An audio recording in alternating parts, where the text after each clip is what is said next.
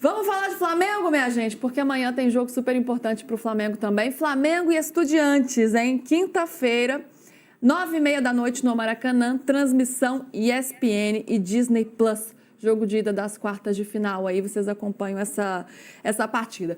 Cadê Igor Siqueira para entrar com a gente para falar desse Flamengo? Recuperado já? Ó, Ah lá, recuperado, vivo, respirando. meu companheiro de viagem, de teleférico. Respirando, ele se recuperou do baque que ele sofreu lá, falta de ar, mas tá bem, tá tranquilo. Igor, boa tarde, meu amigo, que bom te ver bem. E me conte, né, do clima dessa partida, se a gente podemos ter 82 mil pessoas lá em Buenos Aires, no Monumental de Núñez. Tenho certeza que o Maracanã não fará menos bonito nesse jogo do Flamengo. Qual que é a expectativa para essa partida, Igor? Expectativa de um jogo no nível do mar, isso é importante, né? Boa tarde, Luísa, boa tarde, Júlio Gomes, boa tarde, Samir e amigos do canal UOL. Pois é, casa cheia, esse jogo importante, né, para o Flamengo. O Flamengo que tenta avançar essas fases mais agudas da Libertadores já há alguns anos e tem se deparado com as famosas flamengadas nos últimos tempos, mas essa temporada o ambiente, o clima é completamente diferente, uma perspectiva de que o Flamengo avance um longo prazo assim na Libertadores, claro, respeitando bastante os adversários. Os Estudiantes é o primeiro deles, nesse mata-mata já depois de passar do Internacional. Estou dizendo em relação a clubes estrangeiros, nesse caso, no mata-mata do Flamengo. Então, uma preocupação em relação a como é que vai ser essa escalação, né? A gente já está vendo na tarde aí a situação da escalação. Não deve ter realmente Jorginho, não deve ter Alexandro, mas esse Flamengo tem se acostumado a viver esse modo camaleônico aí, com esse entre-sai de jogadores. Se perdeu o Pulgar lá no Mundial de Clubes ainda, precisou recorrer à chegada do Jorginho, que veio muito bem, aí o Jorginho agora não está podendo jogar, o Saúl entrou, assumiu a titularidade nesse setor de meio campo, e aí a questão a dupla, quem vai ser formado então nesse meio campo do Flamengo, expectativa de que possa ser o Nico de la Cruz, ou talvez o Alan, mas enfim, talvez uma repetição de la Cruz e Saúl nesse comando aí de meio campo sem o Jorginho. Na lateral esquerda, possibilidade de Ayrton Lucas mais uma vez, também com a opção do Vinha. Então, fato é que o Felipe Luiz tenta suas alternativas nesse cenário, um jogo importantíssimo, um jogo considerado nessa altura da temporada, né, tirando a questão do Mundial, claro, mais importante para as projeções nacionais e continentais que o Flamengo tem no ano. Então, esse jogo é importante, né? Um jogo que abre para o Samir um monte de trocadilhos aí, até perigoso comentar esse jogo contra os Estudiantes, se o Flamengo vai dar aula, quem vai dar aula, enfim, quem vai ensinar futebol para quem nesse jogo, mas é um jogo importante. Maracanã, perspectiva, como você falou, Luísa, de casa cheia para esse duelo, jogo de ida, e o Flamengo não pode dar mole, passar por um momento, por exemplo, de falta de gols, então, por exemplo, nesse confronto, e para não sair de argentinos e Libertadores, sempre lembrando o que aconteceu na fase de grupos, que serve de alerta para esse time atual, questão do Central Córdoba, né, que foi a derrota aqui na fase de grupos, quase complicou a classificação, e todo mundo carrega esse jogo como exemplo de as coisas podem dar errado na Libertadores, é preciso muita atenção, então por isso que o time não vai relaxar, o time do Felipe Luiz nesse jogo, apesar desse momento, inclusive nesse momento tão bom no Campeonato Brasileiro que a equipe vem vivendo. Esse é um ótimo ponto, mas para vocês fixarem, se programarem, já agendarem onde assistir essa partida, vamos ver aí, ó. Então, amanhã, então, 9h30 da noite, Maracanã, esse jogo tem transmissão ESPN e Disney Plus. Combinado? Pois é. Se eu pensar aqui, eu vou dizer que esse jogo para o Flamengo é o mais acessível dos brasileiros nessas quartas de final? A eliminatória? Não. Ah, claro. Eu acho que decidir na Argentina é sempre difícil. E o Flamengo andou sofrendo nos últimos anos. Sim. Quando ele sim. tropeça na fase de grupos, como tropeçou nessa, perder do Central Córdoba. Mas não foi esse Flamengo, né? Não foi esse Flamengo que tropeçou. Infelizmente, o Flamengo dos últimos anos, de 2019 para cá, na realidade não se encontrou ainda. Não teve um técnico igual o Felipe Luiz para botar esse time para jogar. Eu não vi nenhum técnico ainda, na realidade, fazer com que esse time jogasse. A diretoria anterior falou que qualquer técnico que chegasse colocava aquele time para jogar porque era um time muito bom. Porém, depois de Jorge Jesus, eu não vi nenhum técnico colocar esse time para jogar como jogou em 2019. E Em segundo, teve que decidir. E como está jogando agora com o Felipe Luiz, né? contra o Olímpia no Paraguai, foi eliminado. Teve que decidir contra o Peñarol no Uruguai, foi eliminado. Times, na minha opinião, piores do que o Estudiantes. Eu não estou falando aqui que o Flamengo vai ser eliminado, mas eu acho que a coisa de decidir fora de casa é um complicador. É um complicador. Eu acho muito difícil eleger um mais difícil aí. O São Paulo tem menos time do que Palmeiras e Flamengo, joga na altitude. Da LDU. Mas o Morumbi realmente se transforma numa coisa muito especial nessas partidas Palmeiras de volta. tem o River pela frente. Palmeiras tem uma camisa muito grande contra ele, né, que é o do River Plate, mas ele joga muito bem fora de casa e tal. E o Flamengo, eu acho que é quem tem a melhor possibilidade de, num dos jogos, encaminhar a eliminatória. É esse jogo de hoje. Mas não é um jogo mais fácil? Para esse meio de semana, até por jogar em casa, sim. Como eliminatória, é assim, Luísa, se ganha de 3-0 hoje, a gente vai falar o mais fácil. Se sai com 1-1 do Maracanã, você vai falar, ficou mais difícil. Não, tá. Entendeu? Eu acho que o Flamengo, ao contrário do Palmeiras e do São Paulo, o Flamengo é quem tem o maior senso de urgência para esse jogo de ida. Ele precisa realmente fazer um resultado importante nesse jogo de ida. Não pode sair assim com, nossa, 2-1, tá bom, ganhamos e tal. Eu acho que vai precisar ganhar e bem do Estudiantes. É bom que eu tô falando. Que não tá bem, hein? Estudiantes não tá bem. Tô aqui arrumando a manga da minha camisa, né? Ouvir o Júlio. E aí, Sami, eu achei que ia ser consenso, gente. Não, que bom que esse programa tem debate. Eu acho que a parada mais dura é do São Paulo, né? Na pergunta que você fez entre os brasileiros. E depois do São Paulo? Apesar da gente temer aí os argentinos, né? Sempre achar que é duro enfrentar o argentino, e só que eu acho que depois do São Paulo, a parada mais dura é a do Palmeiras. Não que é do... Ou seja, você acha do Flamengo então mais fácil. Então você concorda comigo. Isso. Não, é porque o Júlio ele deu uma equilibrada, né, na situação. Eu acho difícil. Que é o seguinte, o Flamengo hoje vai ser um jogo de defesa, ataque contra defesa. Sim. Porque o Eduardo Domingues é retranqueiro pesado.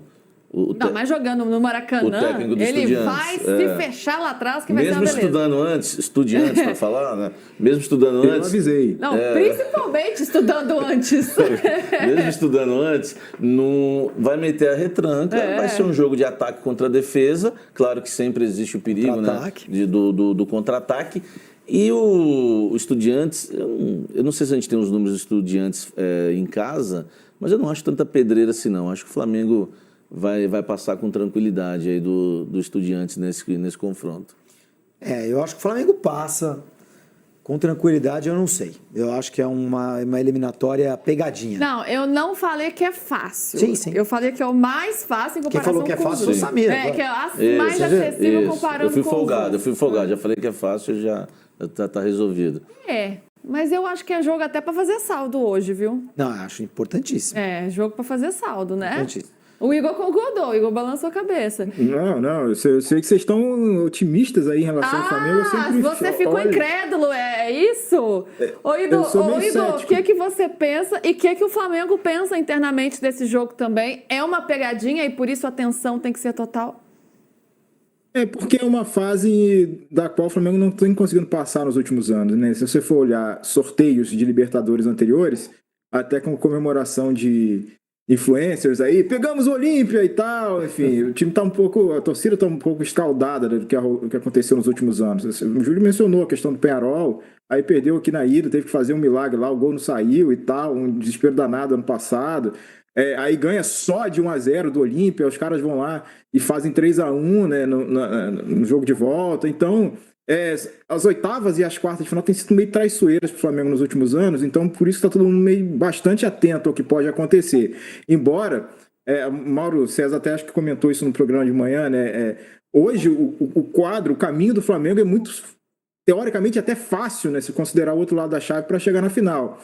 Eu tenho brincado aqui, só uma flamengada tira o Flamengo de Lima da final da Libertadores dessa temporada, mas flamengadas acontecem, então não ao mesmo tempo que a gente olha, né, o desempenho desse time, a capacidade técnica que ele tem, o trabalho do Felipe Luiz e tal, e olha assim, não, o Flamengo não vai perder para esses times argentinos que estão aí no caminho, né, mas enfim, a Libertadores é traiçoeira interessante por causa disso, né, essa falta de lógica por vezes aparece e o Flamengo está escaldado nos últimos anos, precisa dar essa resposta, então por isso que não dá para chegar de salto alto para essa eliminatória, achando que vai fazer, por mais que possa, sei lá, se o jogo encaixar, fazer 2, 3, mas não dá para chegar para o jogo esperando isso, justamente por esse histórico, pela forma traiçoeira que a competição é. Torcida à parte, Luísa, torcida à parte, se o Felipe Luiz consegue trazer para dentro do vestiário essa sensação que o Igor está passando para a gente, isso vai ser muito valioso para o Flamengo, sabe? Dá uma baixada, dá uma tranquilizada. Como que a gente poderia comparar o Estudiantes e eventualmente o Racing, que ontem ganhou do Vélez? Então vamos considerar que talvez o Racing seja o adversário de semifinal. Como que a gente poderia transportar esses dois aqui para o futebol brasileiro? Dois times de muita tradição, grandes, que já ganharam Libertadores, sei lá, Grêmio e Atlético Mineiro. Vamos fazer aqui um paralelo. Eu ia falar Cruzeiro, mas o Cruzeiro tá bem demais. Onde que eu quero chegar?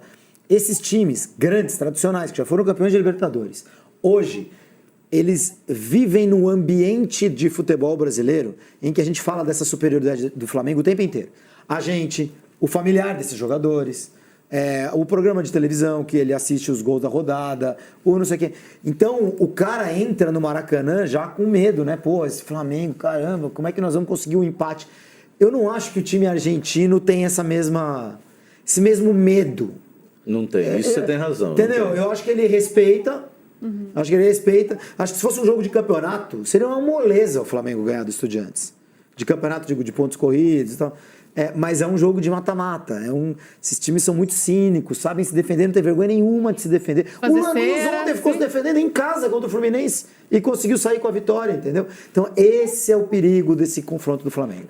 Perigoso. A gente vai voltar a falar sobre isso, vai continuar, na verdade, falando sobre isso, mas antes vamos para o intervalo rapidinho, bora de break, fica aqui no YouTube com o Júlio.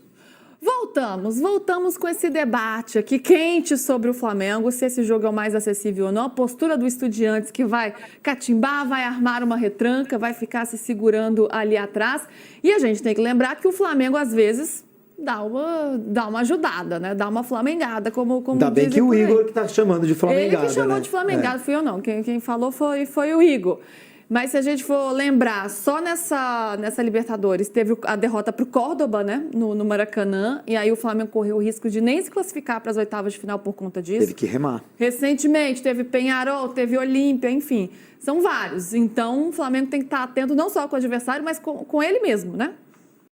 Com certeza. E a questão do Flamengo, né, eu sempre vejo o Flamengo como favorito, claro, não em todos os jogos, mas nessa questão aí do Estudiantes é o elenco, né?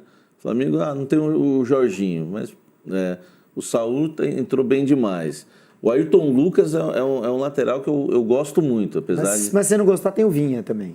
Tem o Vinha. E eu até prefiro o Ayrton Lucas do que o Alexandro, do que o Alexandro na lateral esquerda. Então, o Flamengo, com o elenco que tem que ser favorito, né? E tem que fazer valer o favoritismo dentro de campo contra os Estudiantes. É claro que não quer dizer que vai vencer, né? É outra realidade também a questão do Córdoba, né? Do tropeço que teve na primeira fase. Eu acho que o Flamengo leva, mas tem que tomar cuidado, vai ter a retranca, mas retranca é o seguinte, né? Fez o primeiro, fez o segundo, vai embora, e aí vem o que a Luísa falou, né? Jogo para fazer saldo de gols, mas é claro que o Flamengo não tem que pensar nisso de saldo, né? Tem que jogar a partida para vencer, e é isso. Tem uma circunstância de jogo que sempre acontece em jogos assim, não é argentino, né? Porque tem time brasileiro fazendo isso também. Seleção brasileira no primeiro tempo lá na altitude não queria jogo, né? Depois reclamou, mas não batia lateral, não batia. Então assim, o Estudiantes vai tentar tirar completamente o ritmo do jogo. O ritmo, a velocidade do jogo. É falta, é cair, é demorar para lateral, demorar para tiro de meta. A gente já viu em algumas partidas tem uma expressão que eles falam muito na Espanha que eu adoro, que é marear o Flamengo, né? Literalmente seria deixar o outro time enjoado, né? Você fica lá passando a bola para lá e para cá, você fica meio que de saco cheio no jogo. A gente já viu isso acontecer com o Flamengo. O Flamengo ficar passando bola de um lado para o outro e não ser agressivo. Então, acho que a palavrinha-chave hoje para o Flamengo é a agressividade. A agressividade, quando tem a bola, ir para dentro do Estudiantes. Se ficar só trocando, esperando o melhor momento, pacientemente, vai fazer o jogo que o Estudiantes quer. Talvez o início do jogo seja importante por conta disso, né? Diga, Igor. Não, só em relação a essa questão comportamental do time, acho que foi o que pegou, por exemplo, no início do jogo contra o Juventude, né? A gente olha, ganhou 2-0, acho que o jogo foi uma cara elástica, o Flamengo ganhou quando quis, né? Apesar do controle e desse contexto do Juventude se defendendo bastante no jogo do Brasileirão, mas o Flamengo demorou até, a cabeçada do Arrascaeta foi o primeiro chute direto no gol, contra o Juventude. Isso foi lá 30 minutos, né, do primeiro tempo. Então o Flamengo teve essa dificuldade. O Felipe gritou muito à beira do campo para que o time pudesse acelerar o jogo. Então o áudio está jogando voltou. Fora. Oi. Estamos ouvindo. Me ouvindo? Sim. Então, acho que é uma pegadinha que pode ser que o Flamengo pode cair aí, independentemente do jogo ser fora ou dentro, é essa dinâmica de acelerar o jogo, não da pressa em si, né, mas de não ter essa posse de bola passiva. Então, trabalhar muito bem esses pontos, Samuel Lino de um lado, Central Plata ou Central Luiz Araújo, que essa dinâmica de jogo ela aconteça de forma intensa para que não permita um conforto do visitante dentro de casa. Afinal de contas, a área do Maracanã não deve funcionar de sofá, né, para o time visitante, para ele sentir a vontade de assistir o Flamengo desfilar em campo. Então, a tentativa, a proposta é gerar esse desconforto nessa posse de bola um pouco mais ativa, com iniciativa, para que gere um volume de jogo eficaz, né, nesse caso, para o time do Flamengo. Se é para ser agressivo, o Flamengo tem sido, hein? Desde o Mundial de Clubes, vamos ver o retrospecto aí do Flamengo. 15 jogos, 11 vitórias, 2 empates, só 2 derrotas, 27 gols marcados. E chama muita atenção a defesa do Flamengo, porque a gente fala muito do ataque, das opções ofensivas que o Felipe Luiz tem, mas é um time que só sofreu 7 gols desde o Mundial de Clubes, não à toa tem a melhor defesa disparada do Campeonato Brasileiro. É verdade que nesse caminho aí teve a eliminação na Copa do Brasil para o Galo, mas ainda assim vem fazendo uma grande trajetória aí desde o Mundial de Clubes. Então parece que já ficou um pouco para trás essa coisa de dar uma bobeada, é um Flamengo que está mais ligado. O Igor citou o jogo do Juventude, que era um jogo perigoso. Eles estão comparando o Flamengo de hoje com os Flamengos passados, né? Dos anos anteriores. Mas esse Flamengo de hoje é totalmente diferente. O Flamengo desse ano é um Flamengo mais intenso, um Flamengo que sabe marcar, não é aquele Flamengo que tomava gols bobos, né? Que o Flamengo acabava tomando. E esse Flamengo é totalmente diferente. Tinha um tabu ali de 28 anos que o Flamengo não vencia. É um Flamengo que parece mais ligado, inclusive, em jogos que parecem menos, não importantes, que esse jogo é super importante, mas menos difíceis, Samir. Sim, e essa questão da defesa é por conta da dupla de zaga que o Flamengo tem, que é uma das melhores, se não for a melhor, né, Júlio, do futebol brasileiro. Se a gente for analisar dupla mesmo. Os Léos? Os Léos, para mim, são muito bons. Então, assim, a gente falou muito da questão da parte ofensiva, que o Flamengo tem que atacar muito, mas são 2 zagueiros que casaram bem ali, são de alto nível. Acho que esses números aí que a gente viu agora, defensivos do Flamengo, acho que reflete bem a questão da dupla de zaga. E claro, né, eu sei que é desfalque hoje, né, tem sido desfalque o Eric Pulgar, mas é um baita de um volante. Para mim, atuando no futebol brasileiro, né, é o melhor volante para mim que atua no futebol, eu acho. Você acha que quando ele voltar, ou o Jorginho ou o Saúl saem do time? É porque ele tem uma característica que os outros não têm, né, de pegada, né? Ele sabe armar o jogo, mas sabe desarmar também. Eu gosto demais. É um jogador que me convenceu no futebol brasileiro. Jogando no Flamengo mesmo. Eu acho que ele ajuda muito na questão da marcação e na saída. Tudo bem que para o jogo de hoje ele não está à disposição, mas eu acho que para mim tem que ser titular do Flamengo quando voltar. Estava vendo aqui o retrospecto do Estudiantes em solo brasileiro. 2 vitórias, 3 empates, 11 derrotas. Essas 2 vitórias, uma recente contra o Bragantino, sul-americana, se não estou enganado, e uma contra o Cruzeiro.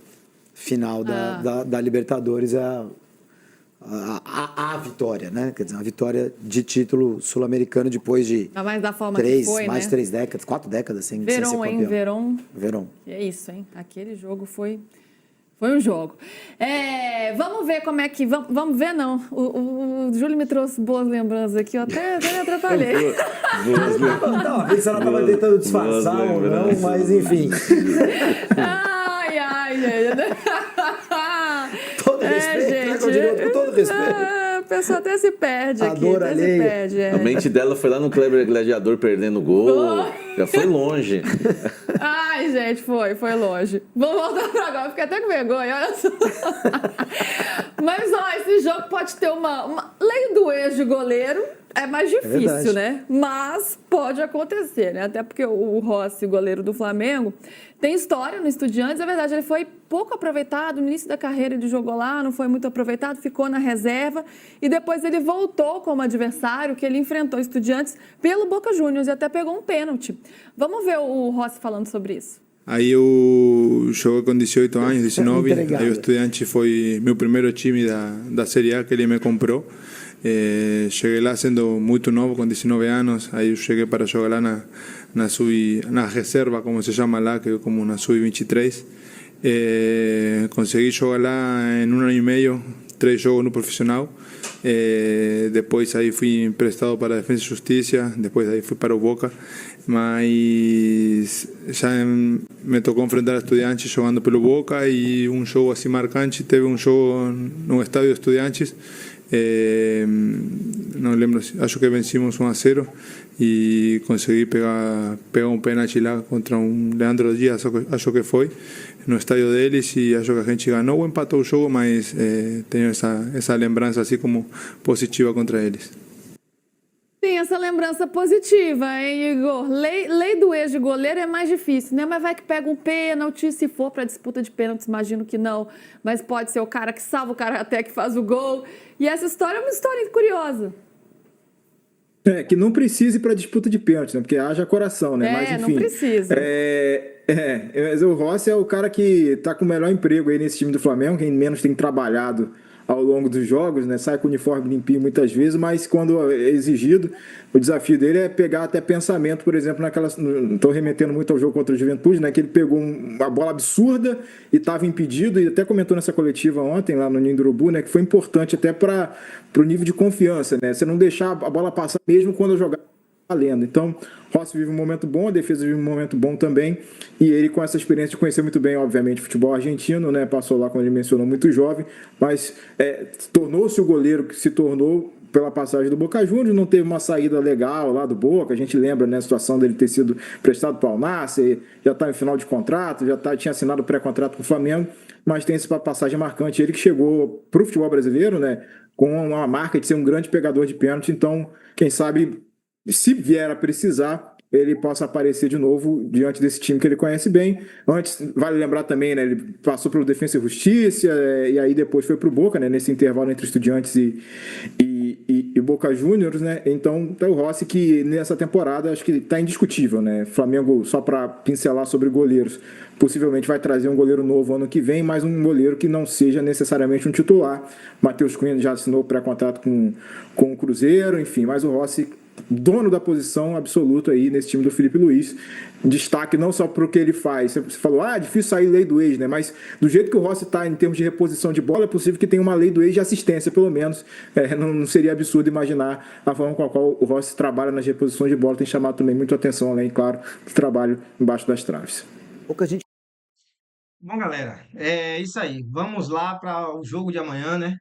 Amanhã o Mengão entra em campo às 21h30 contra o Estudiantes. Vamos para cima do Estudiantes. E isso aí é mais um anti-Flamengo, que tá falando essas coisas aí porque o Flamengo amanhã a gente tem que ter confiança que o Flamengo vai chegar no Maracanã, vai fazer um bom resultado, para que na próxima semana a gente possa só administrar e jogar para cima também. Que a gente sabe que esse Flamengo de Felipe Luiz, ele não faz aquele jogo de se retrancar para querer jogar no contra-ataque. É um Flamengo que vai para cima, mesmo jogando dentro de casa ou jogando fora de casa, ele joga da mesma forma. Bom, nação, vou ficando por aqui. Peço que vocês deixem o seu like, deixem o seu comentário aí abaixo e segue o nosso canal para fortalecer. Vou deixar os créditos aí para o UOL Esportes na descrição do vídeo.